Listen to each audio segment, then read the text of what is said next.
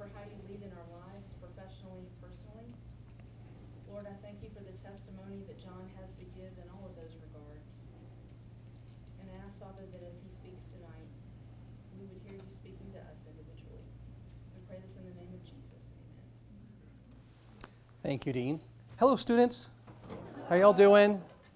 It's on. Good. Oh, there you go. I want to talk a little bit about me, and then we'll start to go into this lecture and things we're going to talk about. But the first thing I want you to know about me is that I really see myself as an advocate for college students, okay?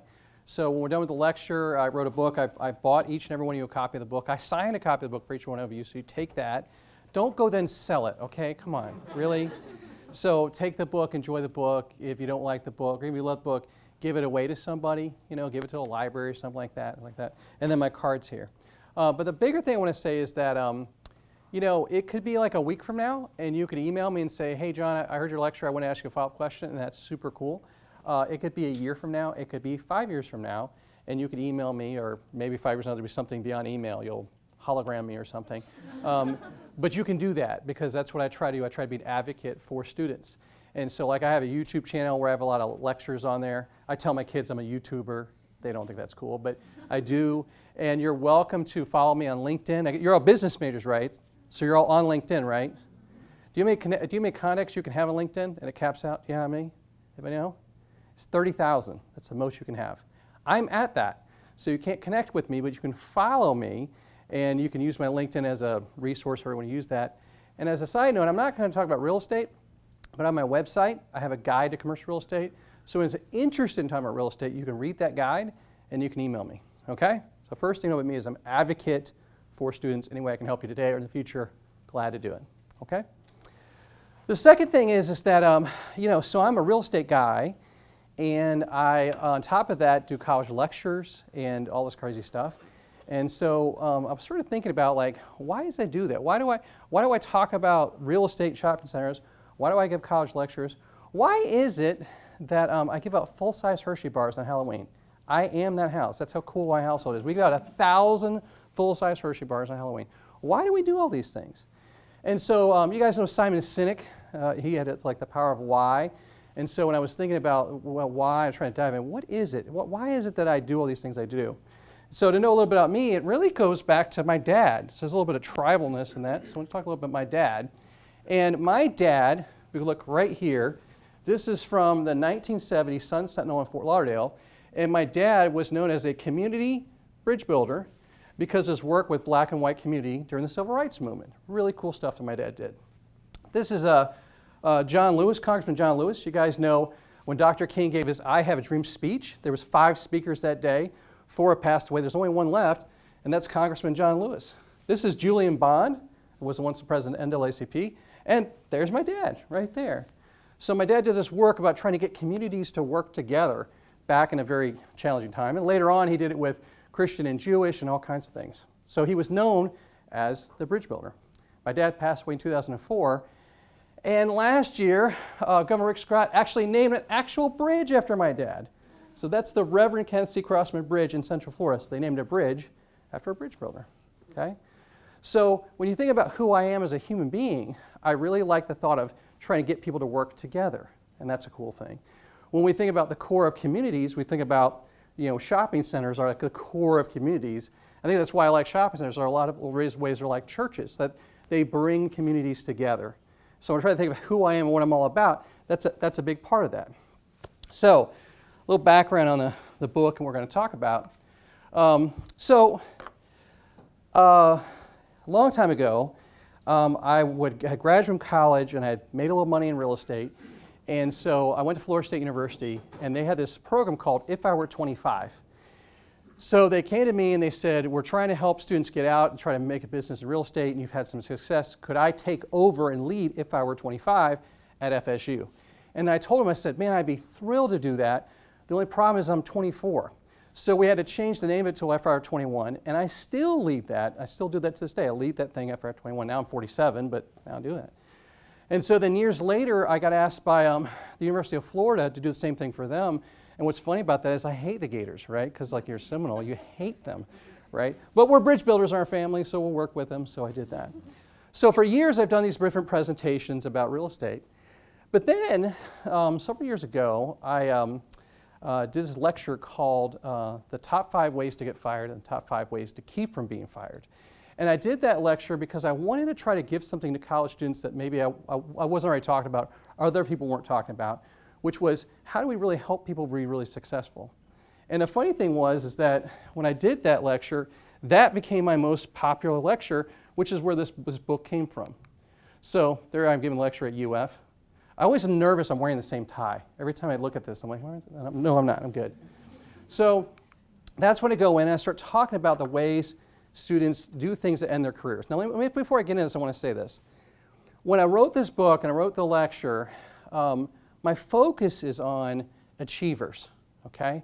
When I think about young people, I make the assumption that if you're in this room, you're an intelligent person that's made a lot of really healthy decisions. That's true, right? Absolutely, that's true, right? You didn't do lots and lots of drugs and got in this room. You clearly have made lots and lots of decisions, do your homework and do great things. That's why you're in this room, right? I make the assumption that you're hardworking, right? And you're trying to achieve. So that's the dynamic I'm talking to. When I talk about career killers, I'm talking about things that end people's careers, not simple things of being late, but things that are more problematic. So I want to talk a little about career killers, and then we'll talk about career builders, ways to kind of build up a career, and then we'll take some questions and talk about that. So that's a quick setup. Is that cool? All right. All right, so let's talk about killers first. So I want to tell you about a story about my friend named James Raffanon. Years ago, my wife and I were church shopping, and we had heard about this church had this big name pastor at him. And so we went to see the church, hear the pastor. I thought he was just okay. Like, it was a big name guy, okay. But what really intrigued me was they had this student ministry there for kids. And my daughters are 13 and 15 now, but at the time they were young kids. And they had this cool thing where you would go to worship, and then after worship service, they had an extra worship service for parents and kids together. Now, well, that's cool. And I'm always wanting to spend more time with my kids. Like, that's really fun. So, a lot of times you go to churches and they have stuff like that, and it's really kind of half-hearted. It's like, sometimes they focus on the main worship, and then the kids stuff is kind of just okay. Well, this church, the kids stuff was fantastic. And the guy that led the kids ministry was James Raffanon, this guy. And this guy is like, this guy, man, super smart, super sharp, super funny. And he would do stuff like he would go to Comic-Con. You guys know Comic-Con? Nerds. No, I'm kidding.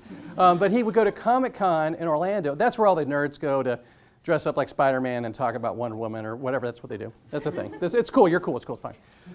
So he would go to that, and he would interview celebrities. Okay, so this is him. This is him. Like, he is interviewing Jim Carrey and Jenny McCarthy.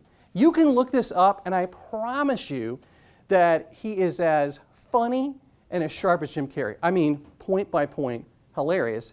And this guy is leading the kids ministry at our church. So it was really cool. Anyway, let me show you a picture. So there's James and I together. So back in the day, I used to do a lot of MC work, like charities would ask me to come in and be an MC for them for some fundraiser, and I would do it until I met James, and I told people, like, man, I'm the ranking amateur. This guy's a professional. You need James to come in and do your presentations, do your MC work, and he did it. So actually that picture is an event we did for Man the Mirror Ministries, Pat Morley, if you've ever heard of that book. So he was the MC, and I was just there just being supportive. So tearing it up. Now, as often happens as life goes on and James is doing his ministry and stuff like that, he ran into some very common troubles as he was sort of ramping up through his 30s. And I will tell you this, again, I'm 47, I think it'd be easy for people to sort of think about a troubling age for people being my age, like a midlife crisis. And when you think about people having a midlife crisis, what do you think about? You think, they've made a little money, they've had some success, and maybe they're going to go out and buy a sports car. That's kind of what you think about, right? And we all agree that I should buy a sports car, don't we? Thank you. I'm telling my wife that. But I will tell you that in my life, I've not seen 47 being a tough age. You know what age I think is tough? 32, 33, 34. Those are tough ages. And I'll tell you why I think that is. I think that when you come out of college and you're 22, 23, and you ramp up, you have that first 10 years you're working hard, when you get to those early 30s, it's a really interesting time to kind of check things. Because when you're in your 30s, you can sort of think like, well, maybe you're unhappy in your work and you've got to go back to grad school and you change. My dad was a salesman, went to Harvard and was a top salesman and decided to quit his job and go to seminary and become a pastor. and then did all the things he did. So some people make career changes early on. Some people decide to get divorced in their early 30s. And what they're thinking is, man, I'm still young enough to have kids, and so they get divorced in an early age and they go get married and have another family. That kind of happens. At 47, I am not having kids with anybody else. That's it. I'm done, okay? So I joke, but I do think that that's a crucial age. So James was at that crucial age in his early 30s. But he was going through some hard times that are not unique, but it's challenging. And he and his wife had separated, and so he was living in a condo in downtown Orlando, and his wife and I are also friends. And then he was having some work trouble. He lost his job, and he wanted to do something different. He was having some trouble. And so I remember I was actually about to get on a flight to Las Vegas, and I called James, and I said, James, look, we need to deal with some things here, and one of them is you're going to get divorced. I said, I follow your wife on Facebook. I'm just telling you, this is over. You need to move on with that. And, come on. And I said, the second thing is you need to get your kids out of private school. You got your kids in private school. My kids are in public school. I'm in public school. You don't have a job. You need to get real and start making some adjustments. So I started working with him on some of those things. And then my nephew, who's a good kid, I have a lot of nieces and nephews. Nephew Ken, he's a good one. He's a recruiter. And so I had him meet with James. And when he met with James, he thought the same thing. I thought, man, this guy is so young, so talented. So I helped him get a job. And the job he got him, $120,000 a year, right? So, hey, this is good. We're trying to get on the track to the next level. So first day on the job, I get an email from my nephew, and it says, Uncle John, James didn't show up for work today. We found James' body the next day, okay? And that photo there, that's what they used as memorial. As a side note to this story, his oldest son, Jimmy, just turned 18. Jimmy reached out to me, and Jimmy and I had dinner on Monday night last week, a week ago today. And when we had dinner, I said, Jimmy, what can I do for you? And he said, I have two questions. He goes, how can you be a Christian businessman? That's an easy one. Yeah, we'll talk about that. And he said, can you tell me about my dad? So I spent last Monday night telling him about his dad, okay? So you ask the question, that's so tragic. How did we lose James? How did we lose a guy who's interviewing Jim Carrey and helping people get to know Christ better and building marriages? How did we lose him, right? Well, how did we lose Anthony Bourdain? How did we lose Kate Spade? How does that happen? What the heck happened to Matt Lauer, by the way? Right? Matt Lauer? One of the most popular newsmen of all time. It turns out he's, has a door he locks and he rapes women in his office during the workday. It's craziness. These are some other examples. Bill O'Reilly making $40 million a year and he's harassing women on the phone. Aaron Hernandez. Now let me just talk about Aaron Hernandez for a second. Aaron Hernandez went to the University of Florida. I've already pointed out that I don't like those people. Secondly, like all good Americans, I'm a lifelong Dolphins fan, okay? And he plays for the Patriots, for crying out loud. Honest to goodness, I was sitting in a business meeting and a person next to me and said that Aaron Hernandez had committed suicide in prison. And my heart completely sank. And you know why? Because I have known people to go into jail and have their lives turned around. I've worked a lot with prison. I've seen great things happen in prison. By the way, if you believe in the Bible, you believe in prison ministry. By the way. It's all the way through the whole book, if you pay attention. Another story. But I've looked at his loss of the waste of his life. It's just so sad and so tragic, okay?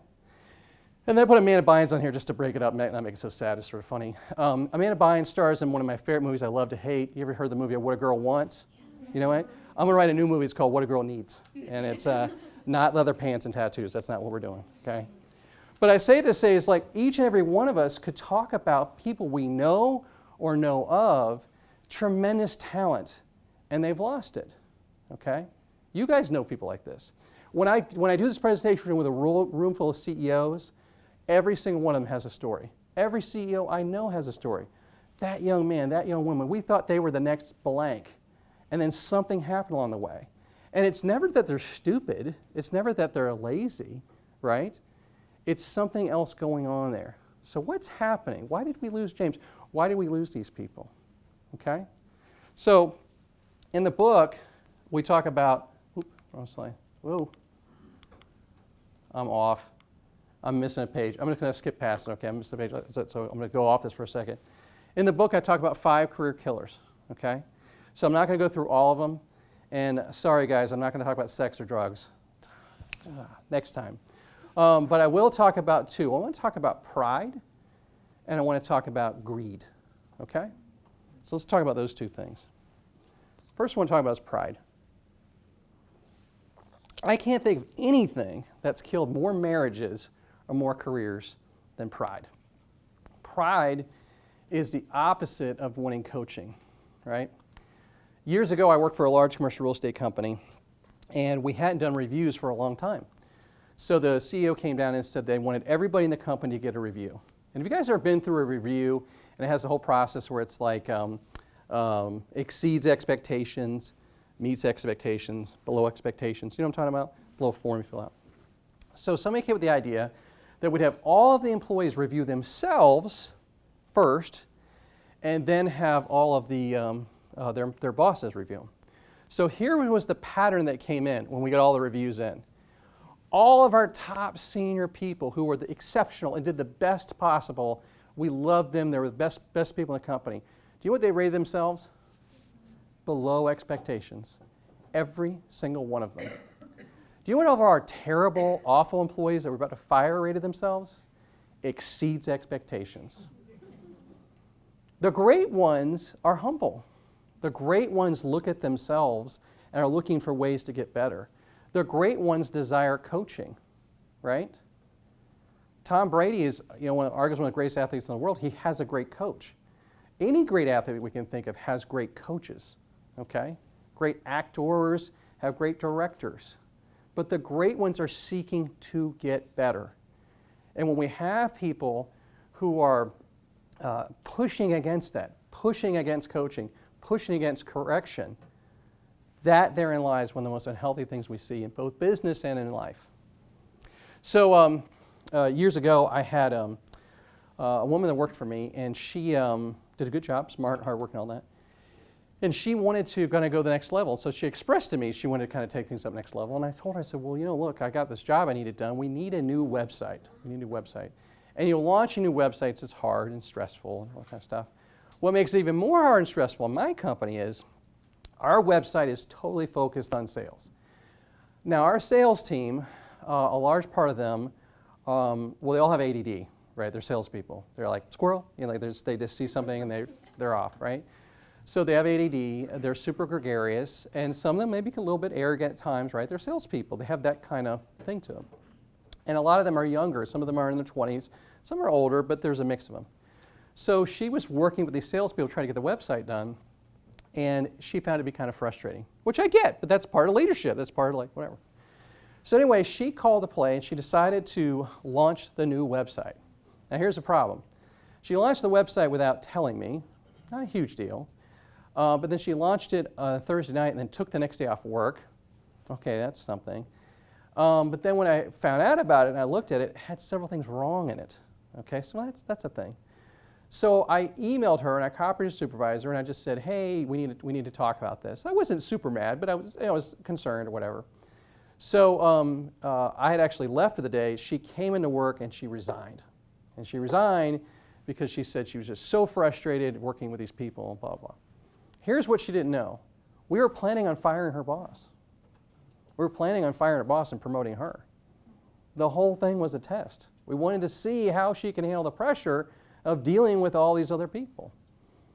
And so she failed miserably. And funny enough, she left, and then we got rid of her boss, and then we hired another guy, and that guy's actually been in that job like 9 years and doing a great job. So it wasn't her hard work that got her messed up. It wasn't her intelligence. It was the pride of that situation, okay? I have a rule in my company that with my top people, and I say this to all the staff, is when one of my employees comes and criticizes me or something I'm doing, and I've had to work hard, it's a skill set, I always work to respond and say, thank you. The first thing I say back, thank you. You're fired. No, that's not what I say. That's not what I say.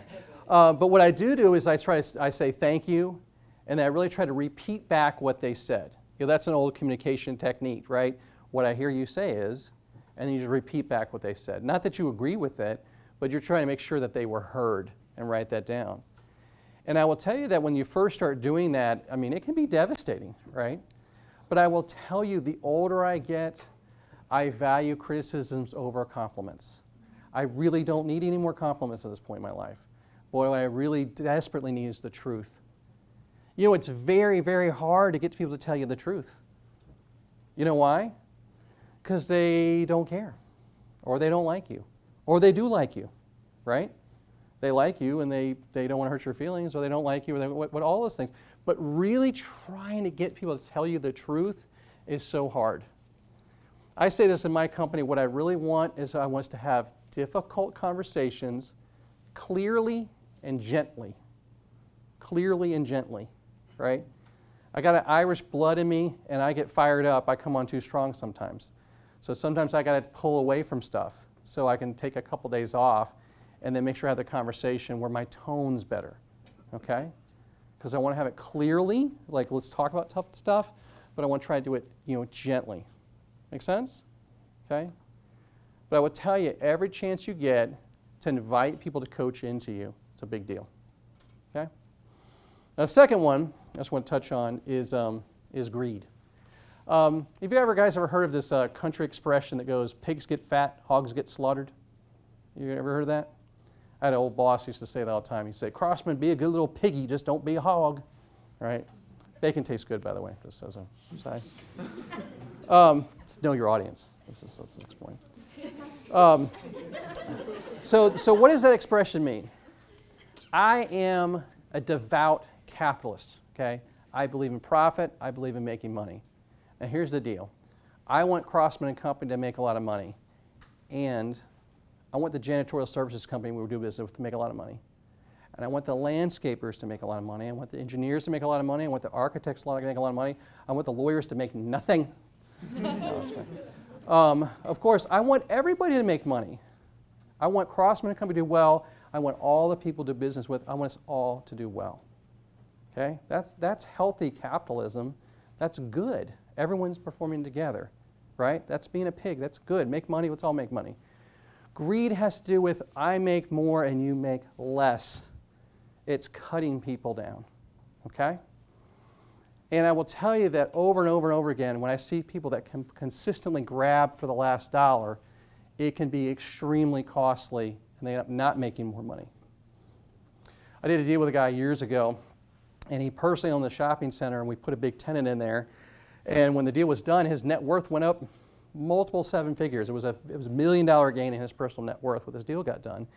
And I got my compensation, but I worked my company in a position, this is my old company, not the one I own, but my old one, to get a construction management fee. And the fee went like $40,000, $40,000, and then $10,000, 10. And so it was a $100,000 fee, but the last fee, the 10 grand, was kind of, I don't think it was optional, it was like a bonus, but there was criteria to it. And I'll never forget, like, everything got done, and he wanted to take me to lunch, took me to lunch, and I can tell when someone's trying to play me a little bit. And basically, he was explaining that he was not going to pay the last $10,000. You know, you guys just didn't do every single, I don't feel like I need to pay this last $10,000. Now, it wasn't my money, but I told him I didn't agree with that. But just as I saw him do that, I simply went back to my office, and I just deleted his name out of my database. Just never done business with him again. Just because I don't wish him bad things on him, but I don't want to help somebody who makes millions when they try to take thousands out of somebody else. It's construction, like blue collar construction, that bothers me. What's funny in the rest of that story is that same guy did a similar deal like that with another guy I know. And a few years later, this guy, the guy that sort of was being greedy, his son wanted a job with that company. And he was in a bad position that couldn't pitch his son to this guy because he had not treated him right. That's not a way to live, okay? Now, we're talking about money. You guys are college students. Are college students ever greedy? Are they? Are they greedy with their time? Are they greedy with resources? Does anyone ever find out about a job and think, well, I'm going to apply for 5 jobs, and then never mention to anyone else in class that there's 5 jobs available because they're applying for all 5? Could that happen? Could that happen? Could a college student be greedy? Right? Let's be giving. Do you guys know that when you're in the job recruitment process, do you know you guys could work in teams? You could. You guys could all communicate with each other. You could get groups of you can all say like, here's my business plan, here's your business plan, and share leads and network and make connections and share those connections with each other, right? Maybe God's got it all figured out, and maybe we could share stuff because we're all going to be okay. So that's something to think about, right? But when we think about like how do big, high-profile people lose their careers, greed's a big part of it. You know that you don't have to be wealthy to be greedy, right? That's something we could start working on right now. Okay? All right, so I'm going to switch over and start talking about some builders. So let's talk about that a little bit, okay? Hopefully I have the right slide up here. Okay. Mentors. So I talked before, there's a couple examples of things that like blow up your career. So I want to talk about some things that really can help build up your career. And the first one I want to talk about is mentors. So that guy right there is George Livingston. He's since passed away. But George was a real mentor to me. And he was a real mentor to a lot of people in the real estate business. So I like to honor George by just putting his picture up there. He's a good guy. I like the one where he's laughing. It's sort of funny. That was at an event where we endowed a scholarship in his honor. And his wife knew about it. He didn't. And she told him that morning, make sure you're dressed well for work today. He goes, I'm going to put my tooth in. I thought it was so funny. He had one fake tooth. He put his tooth in. I thought it was funny. Anyway, so mentors. Now, at this point in your career, I'm sure that people talked about the importance of you having mentors, right? So you need to have mentors, right? That's so important. So let's take that mentor word. Let's just put it on a shelf for a second. Let's talk about something different. So if I say to you, let's talk about charity. What is charity? Anyone? I got all night.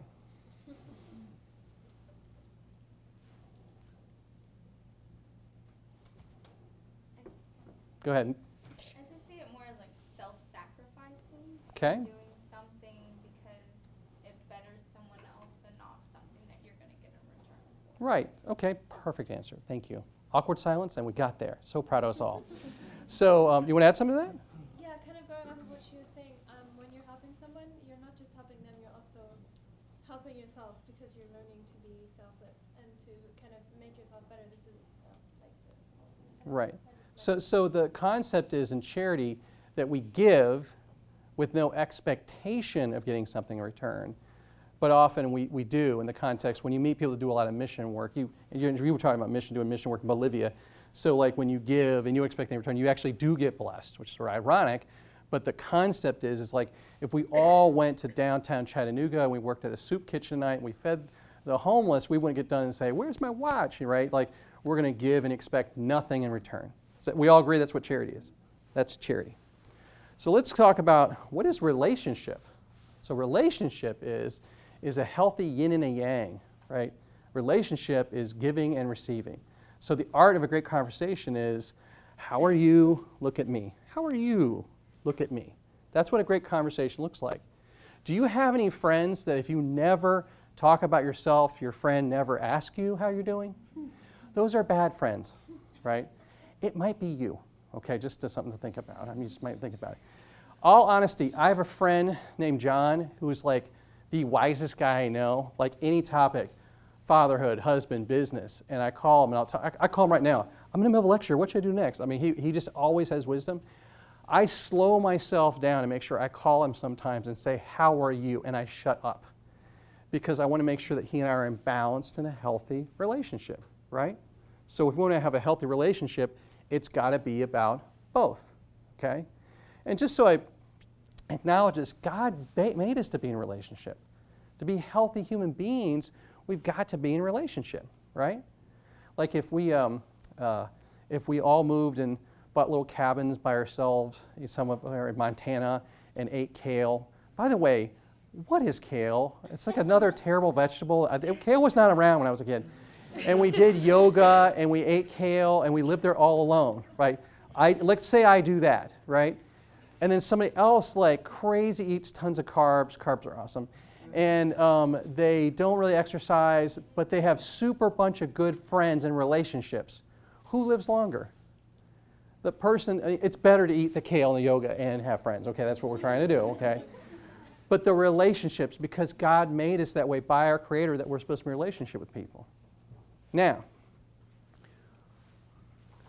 when you're seeking mentors, do you want to have mentor charity cases or mentor relationships?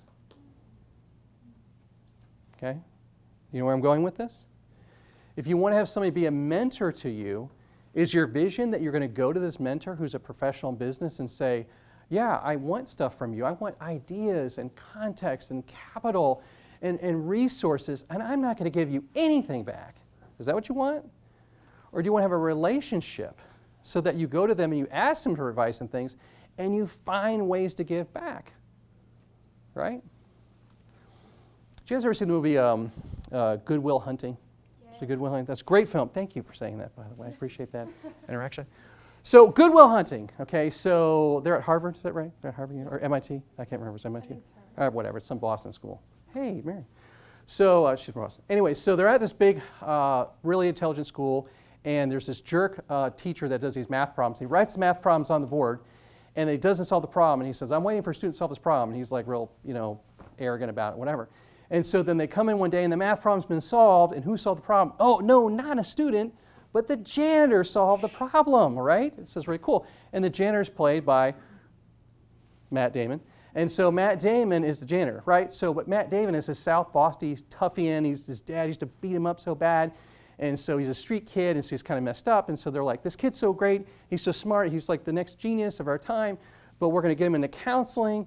And they put him in counseling. The counselor is Robin Williams. And so they meet together, and they have all these moments. And the counselor helps him sort of deal with all those issues. And the movie's highlighted when Robin Williams hugs him and says, "It's not your fault. It's not your fault." Great, powerful scene in that movie. Great scene in that movie. So years ago, I was at church. I did the prayer ministry, and a woman came down. She was pregnant. And I said, "What's going on?" And she said, "My husband and I are separated. Can you talk to him?"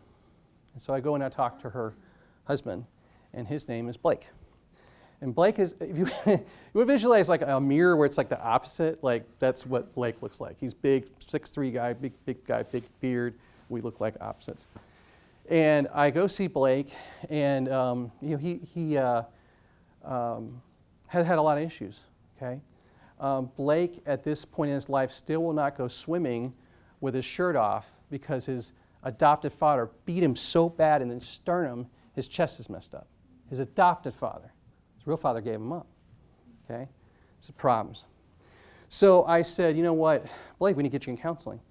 So I recommended a counselor. So he couldn't have any money, so he went to this counselor that was kind of cheap, like the young counselor. And just like in that movie, he destroyed the counselor. They almost called the cops. They called me. They got an argument. They called me, and I was like, hey. So I called the head counselor, top guy, and I said, hey, look, put Blake in with you, and I'll pay the difference. I'll pay the difference. He's going to meet with you, okay? So they meet, and they meet a couple times. The head counselor calls me, and this is what he says. John, this kid should be a college professor. He's a genius. Just like the movie. Just like the movie. Isn't that a crazy story? Okay. So Blake started as a charity case, right? He was in need, and I helped him out. But now, Blake and I have a relationship. Blake loves to see Spider-Man and Thanos. I don't know what all these movies are. Avengers. I don't know what's happening. But he loves to see these movies, right? And we go see them on opening day. Now, when I see them, we see the movies together. You know what Blake does? Blake buys the tickets. Okay? And when we get to the theater, I'm always like, hey, Blake, I'll buy you some dinner. You want some dinner? He's like, no, I want dinner. So let me get something. Let me get you a hot dog. And I get him like 5 hot dogs. He eats hot dogs. He's a big guy, right? Blake is a smart guy. He doesn't want to be my charity case. He wants us to be equals. And so Blake and I are very close. I text him just the other day. Every time I get able to speak, Blake, I talked about you. He's like, did you talk about losers? No, I didn't talk about losers, Blake. I love you, and we're close. Blake and I've been through a lot of stuff together. But if I needed help, I'd call Blake. Okay? So when I want you to think about mentors in business, here's the thing about charity. Charity is something that happens in crisis. Charity is something that typically happens short term. Okay? We have a large Puerto Rican community in Central Florida. When the hurricane hit Puerto Rico, we got really involved because our community was impacted by that, right? It's a crisis. And so We did a lot of work to send supplies down there. It was crisis, right? But like, if it had kept going where Puerto Rico was kept asking, charity always runs out. Charity always stops. There's some point where you're like, come on, Puerto Rico, right? Like you wouldn't keep going forever. It never happens that way. Relationships never end. They never end. And I'll tell you a beautiful thing. I have guys that trained me out of college that we are still close to this day. I had a guy that was my boss, and then years later I got promoted to equals, and then I got promoted to his boss. And now we both work at separate companies, and we still we hang out. I have a dog named Pepper. Can we talk about Pepper? She's a great dame. She's awesome. But he and I walked Pepper together. We had a great time the other day. We haven't worked together in 8 years. Relationships last forever. Okay, so with all that build-up, you might say, well, John, that's great, but look, I'm a college student. What possibly would I have to offer a mentor? Figure it out. Figure it out. Yes, you do. Be creative, okay? That might just be writing handwritten thank you notes, which are awesome, by the way. You know how to do a handwritten thank you note? Get a stamp, put a stamp on the letter. Write in your return address. Write a note on there. Write a note, send it out. Does this college have a board of trustees? Does it? Does it have a business advisory board? Okay? You know what'd be cool is like the day you graduate, what if you sent a handwritten note to every single one of them with your new contact information? Okay? And you're thinking, well, John, that's a good idea, but I'm not going to do it because everyone in this room is going to do it. No one's going to do it. No one's going to do it. But if you do it, you'll be the one that does it. And they would build a relationship, right? A handwritten note. You could like and follow their company on social media. Give them a 5-star review. And here's a powerful thing. You could just say, hey, how can I help? How can I help? I had a ministry that I was working with, and they helped get women out of human trafficking. So they came to me because I do, we have Senator, at the time we had Senator Nelson and Senator Rubio in Florida, our two senators, and I've worked with both of them. And so they asked me if I could get a meeting with them with Senator Nelson's office, which I did. So we had a meeting with Senator Nelson's office, and they had already met with Senator Rubio's office. We're trying to get both senators to help with a bill to ending modern-day slavery, which I'm certainly about that. By the way, then the story is it got passed, so yay, it was good. So at the end of the meeting, this representative of Senator Nelson's office looked at us and, oh, you're done. I said, oh, hey, I got something. What can we do for you? She looked at me and said, no one's ever asked me that before. Ever. Ever. And I said, well, what can we do? She goes, I have no budget to go to events, John. You know, we're taxpayers. If you ever have a +1 for marketing events, I'd love if you let me have it, and so I could come and market and meet people and do my job. You got it. And I brought her multiple things as my +1. And she's a Democrat and I'm a Republican. Oh, no. Oh, no. But it's cool because we build bridges, right? We build bridges. And man, Jesus, he reached out to everybody, didn't he? And looked like him. He did it. So that's what we do, okay? How can I help? So powerful. And if you take a charity relationship and make it to a real relationship, it'll last your whole life. Helpful? Okay? All right, let's go to the next point. I want to talk about brothers and sisters. That's my actual brother, by the way. He doesn't like that picture because he has a drink in his hand. He doesn't drink almost ever, but you can make fun of him. He's 9 years older, and I'm Mom's favorite, just so we're all clear about that. So this is just one of my things. So in life, I think there's like 3 levels of relationships, right? So there's acquaintances, okay, people we just meet. Like Mary and I just met. She's from Boston. So that's it. That's all I know. So if I were to see you tomorrow around campus, you're like, hey, John. I'm like, hey, Mary. Like, we're acquaintances. We just met. That's what that is. The second level up from that is friends, okay? And so when we think about having friends, you know, what defines friends? The word that comes to mind in my mind is encouragement. Friends encourage one another. You guys ever watch the TV show Friends? It's back. It's super. You know, they could just call that show encouragement because that's all they do. Watch an episode of it, and it's like, Ross, Rachel, Phoebe, like, Chandler, you're the best. Like, they encourage one another. And any problem happens, they encourage each other, right? You have friends on Facebook, and they say happy birthday, right? I mean, like, that's what friends do. They encourage one another, okay? And they're the kind of people that if you're like, hey, I'm going to break up with my boyfriend, they're like, oh, he's a jerk. And you're like, hey, I'm going to get engaged. Oh, that's awesome. You guys will be great together. They kind of encourage. We always need that. All of us need some of that. That's good. There's a third level relationship, and it's the higher one, which I just call brothers and sisters. And what defines brothers and sisters is the word, in my opinion, is exhortation, which is truth and love. Okay? I'll touch this a little bit. But it's having relationships where people tell us the truth and they tell us hard things in a loving way. So what's the difference between a brother and sister and a friend? Let me give you an example. A brother or a sister will tell you have food in your teeth. They will tell you that your zipper is down. They will tell you that you are verbally abusive to your girlfriend and it's wrong and it's got to stop. And we're going to go to counseling together if you're not going to go by yourself, because that's not going to happen anymore. A brother or sister will say, you drink too much. You're drinking way too much. That's wrong. Okay? It's wrong. You're cheating in class. I'm seeing you cheat in class. That is wrong. Either you're going to go turn yourself in, or I'm going to turn you in, because I'm not going to put up with that. That's how much I care about you. That's what brothers and sisters do. Okay? There's a woman that...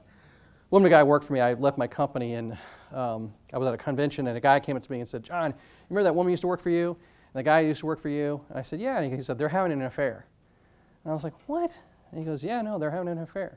And it's a terrible situation. It's all messed up. Don't sleep with people you work with, by the way, and especially when they're married to somebody else. Throw that out there. Just take that one home with you. Think about it. So I didn't know what to do, and I was thinking about the situation where I know each of these individuals, but I was closer to the girl than the guy. So I emailed the girl, and I said, what's up with you and this guy? So she emailed me back, and she wrote, how dare you? How dare you? How dare you say that to me? And I said, well, hey, here's the deal. I don't want to be your friend. I want to be your brother. And if something like that was said about me, I'd want to know about it. If you hear that, then you tell me, okay? Because we're friends. We're brothers. Right? So I pushed into that. Oh, no, I don't know. 6 months goes by. She calls me. She says, can I come see you? I said, sure. She comes, sees me. She cries. And what does she say? Yes, I've been having an affair with this guy. And we just broke up. And he just slashed my tires. Oh, and the beautiful thing about dating people you work with is when you break up, you get to see each other every day. Isn't that great? Good choice, guys. Right? It's a disaster. But here's the part of the story I really want you to pick up on. Okay, listen to this. From the time that I emailed her to the time that she came and saw me, at least 30 people told me about them having an affair. By the way, you're having an affair and you think nobody knows? Everybody knows. You smoke weed in the parking lot on a work break? They know about that. The receptionist, the janitor, security guard, they all know. You're not fooling anybody. You think that they know, okay? During that time, 30 people, not that I asked, but people love talking about this stuff. So 30 people tell me, how many people called her out? Me, that's it. And here's the sad part. I never considered her to be that close. It just felt like the right play at the time, okay? But this is what I'm telling you, that you will find yourself at some point in your life, I hope not, but some of you, where you get terminated, and you'll be shocked, and there'll be people around you that are shocked that you're shocked.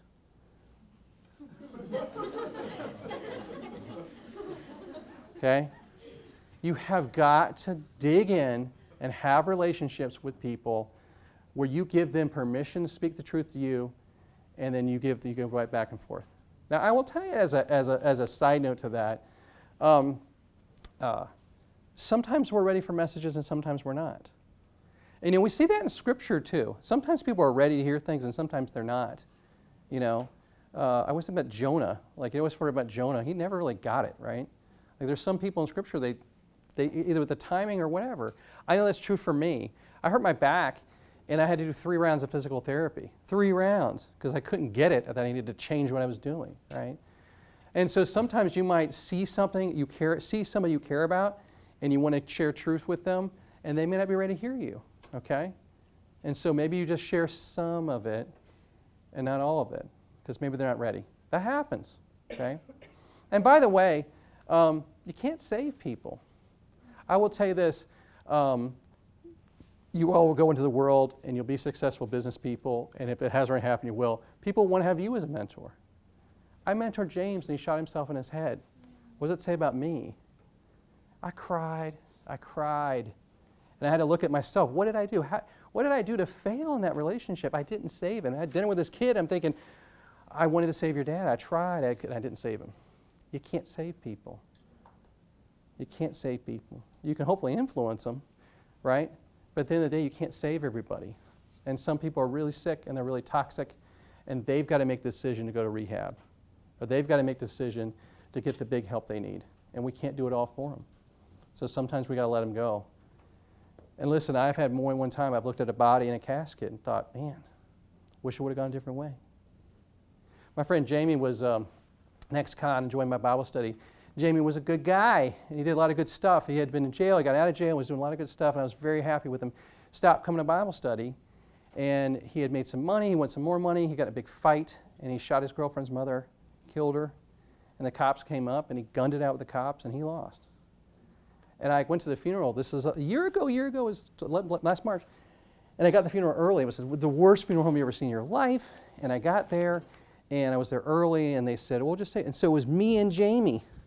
It was me and Jamie's body with some used suit that I don't know where they got. And I looked at Jamie and I thought, man, Jamie, why didn't you call me? But there's only so much that you can do. Okay? We're going to love, we're going to have some loss. Okay? All right. I'm starting to get down. I'm just trying to be helpful. I got you. Professional counseling. That's my last thing. Okay. So, the year was 2004, as I like to call it, my year to hell. So in 2004, let's see, I injured my back, and I was in a hotel room, and my muscles around my spine went into spasm. You guys know the scale of 1 to 10 pain, the pain scale? You guys know that? So like 2 is like a paper cut, and like 4 is like you stub your toe. A 10 to me is when you're screaming uncontrollably in pain. It hurts so bad, you're screaming without control. When a muscle around your spine goes into spasm, that's a 10, just so you know. And so I finally started shoving things in my mouth because I wouldn't scream because that's how bad the pain was, okay? So I had to go through physical therapy, it was all a mess. As I was getting through that issue, my dad, remember we talked about my dad was on dialysis, and he decided to go off dialysis because the end was near. If you guys know anything about that, when you choose to go off dialysis, you're basically conscious for about 48 hours, and you go into a coma for about 48 hours, and then you pass. And I'm telling you, you could love your dad, you could hate your dad. Losing your dad's a big deal, period. And I love my dad, so I sat with my dad and talked with my dad like this all the way up till the end. It's a big deal. Then after that, our house got hit in the hurricanes, and our house got damaged so bad we had to move out. And then after that, my second daughter was born. And when my second daughter was born, she had an acute life-threatening event. She went limp. We thought she was gone. And I had to ride in an ambulance with my 2-week-old baby. I couldn't talk about that for years. Finally, somebody told she's 13, she's fine. Somebody told her that like off the cuff. Remember when Ava almost died? She's like, I almost died. You know, like, could we tell this story a little softer, please? Anyway, so when I got through all that, I was angry all the time. And my wife said to me, you should go see a professional counselor. And I said to her, well, why? She goes, well, you're angry all the time. I'm like, I know. My dad's dead. My kid almost died. My house is messed up. And my back hurts all the time. On that pain scale, I was a level 6 every day for a year. When you hear about people getting addicted to prescription drugs, do not judge them. Do not judge them. I'm telling you, I went cold turkey off of Oxycontin, and I'm telling you, and I still function. It was hard, okay? It's a rough time. So my wife said, you need to go to counseling. I said, I don't think I need to. And she said, you need to go to counseling. And so I went to counseling, okay? And I will tell you, look, I grew up with my dad doing counseling to people, and I always thought people in counseling were losers. I used to always think, man, just pull yourself up, get your life together. But I'm telling you, going to counseling for men, and what you hear me say is, it's one of the most masculine, courageous, strongest things you could ever do. It's about onboarding skill sets and learning how to process things. I said this in our class earlier today. If any of you were going to play in the NFL, if you play in the NFL, 100% chance you're going to get injured, right? That's what NFL is like. Would you play for an NFL team that had no doctors?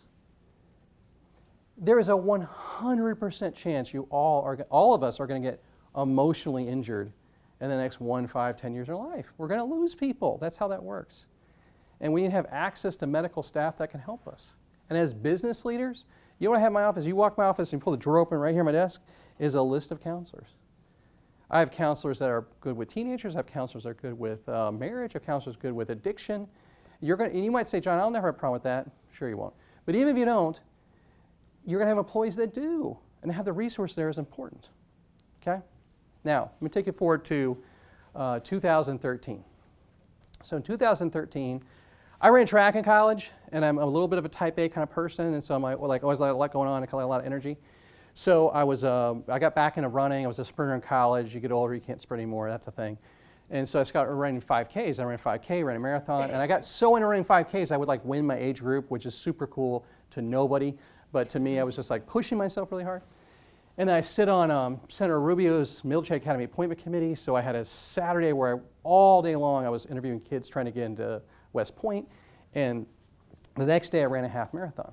I ran this half marathon, I ran the best time of my life. And as soon as I crossed the finish line, I was like, there's something wrong. And I saw an ambulance there. And I thought, maybe I'll just climb inside the ambulance. And I thought, oh, I don't know what's wrong.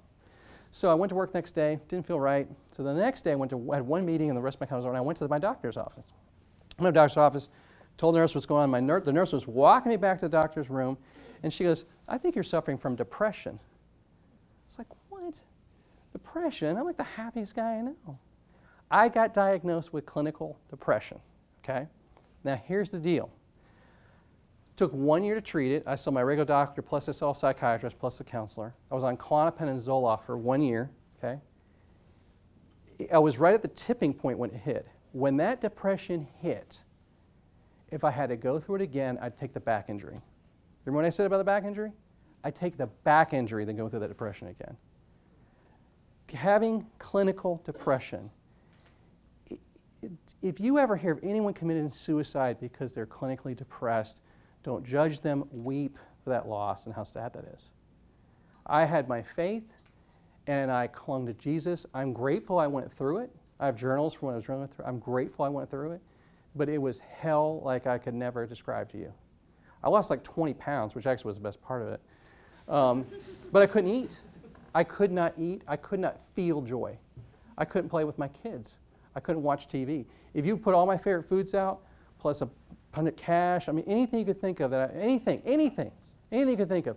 2013 was the year Florida State won the national championship in football. I missed the whole season.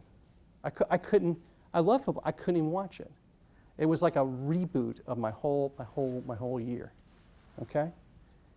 I think that my clinical depression was onset by fatigue, and I think that was part of it, is not having a Sabbath, not resting enough was part of it. But I will tell you, it's a big part of our society. So the counseling helped me, and my medical doctor helped me. Okay? Being aware of that. Last thing, I got 2 more minutes. Is that okay? 5, okay. All right, so last one on the list. 3 years ago, I got a friend of mine said to me, John, I've got a Bible study that's the hardest Bible study you'll ever take in your life. This sounds right up my alley. I was like, this sounds like me. I'll do this Bible study. So the Bible study is called Voice of the Heart, and it's actually a great study guide. The book's okay. The study guide's great, and then they have videos along with it that are phenomenal. The Voice of the Heart is Christian Bible study, of course, and it's all about feelings and how to deal with feelings. And one of the first chapters in it, I think it's sad. And so it says, write the top 10 saddest things ever happened to you. Okay? So I'm doing this study, and I was like, I don't have any. I couldn't write one thing down. So what I did was I went and saw my counselor. I don't see a counselor all the time, just sort of sporadically on issues. I went and saw my counselor. When I saw my counselor, I said, I don't think I know what sad is. That sounds weird, right? So what I learned at 44 years old is that I was addicted to success. Success was my heroin. That throughout my entire life, when I had something sad happen to me, instead of sitting and crying in my sadness and dealing with that and grieving it like we're supposed to, I would just ignore the pain and I would go try to get a promotion. Right? When you look at my LinkedIn bio, you're like, gosh, this guy's got a lot going on. a lot of that is a mask of my suffering. Okay? Now here's what's fascinating about it is, so as I learn that and learn how to grieve into my emotions, my career goals have come down. I'm not as ambitious as I used to be because I'm healthier. And I will tell you that when you see these high-profile people, a lot of times that have committed suicide, that's what's going on there. A lot of high-profile people are overcoming something, and it always ends up on empty every single time. So that's why you got to learn those skill sets. Now, so I'm learning all these skill sets about feelings. Okay, I'm learning all this stuff. And there was a guy in my Bible study named Mr. Davies. Mr. Davies was in his 80s. Mr. Davies never missed Bible study. He missed 2 weeks in a row, so I knew something was wrong. So one of his kids called me. His kids are old. The kids are like in their 60s because he's like in his 80s. I was like crazy. Like his kids, but they're older than me. It's crazy. Anyway, his kid calls me and he says, hey, John, my dad had a stroke and he's not going to make it. I said, oh my gosh. I said, is he taking visitors? He said, well, that's what's funny. He's not, but he wants you here right now. So I just jumped down there and I go see him in the hospital. Now, Mr. Davies' wife had died like 2 years earlier. And when his wife passed, he told us a story that sometimes when people are older, you need to give them permission to pass. And he gave his wife permission to pass. He said, it's okay, you can go. And she died. So I go to the hospital, I see him, and he says, John, I got some business stuff I never took care of it. Can you run this business for me? Can you take this business for me? I said, sure, absolutely. So a couple days later, I go to his house. He's with hospice. He's dying. His whole family's there. And he starts asking me about the business. I said, Mr. Davies, it's time to let it go. Okay? His whole family applauded. And I said, Mr. Davies, I love you, and I'll see you later. And I hugged him. So I left. So his family called me, and they said, we want you to give the eulogy. Really? So I will tell you, as a runner, it was always important to me to control my body. As a speaker, it's really important to control my body. Like you have to make a comfortable experience for the audience. You control yourself so you don't make them feel awkward, right? So I was preparing to give this eulogy, and I thought, man, I got this new skill set. I think I'm going to do this a little bit differently. So I go to this funeral. It's a Baptist preacher, very nice guy. It's a friend of mine. And he does what a lot of kind of Baptist preachers do. No offense, it's their style. And he says, you know, this is a celebration, and he's in a better place. And he did this whole thing. So I went after him, and I got up there, and I said, hey, that's awesome. Agreed. I said, I just want to point this out. When Jesus Christ was told that one of his closest friends passed away, Jesus did a backflip? No. Did he say, oh my gosh, this is awesome, he's in heaven? No. What did Jesus do? He what? He wept. Why? Why would Jesus weep? Why would Jesus weep? He's Jesus. Why would he weep? He wept because he's a teacher, and he's teaching us how to deal with things. So when I said to the audience, Jesus wept, I said, if Jesus can cry, so can I. And I cried through that whole eulogy. Now, I think it's the best speech I ever gave. Because the unveiling of my heart helped his family deal with their pain. And sometimes it's not about trying to ignore the pain and just feel joy. Sometimes it's feeling the pain. Christ calls us to rejoice with those rejoicing and weep with those who are weeping. That's a healthy part of the healing process. You want to be successful in your business? Learn how to deal with your pain.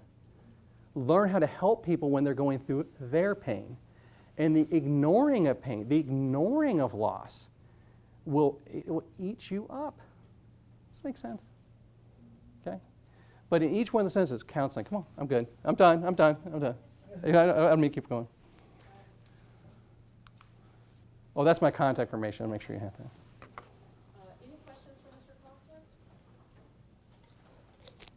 I have a last final comment, unless there's any other questions. Okay, so the last one, as soon as he's done, we'll thank him, and then he has a book for you. Yeah. As you exit, and if you want to stay by and talk to him, you're welcome to, and I'll turn it over to you for closing comments, and when he's done.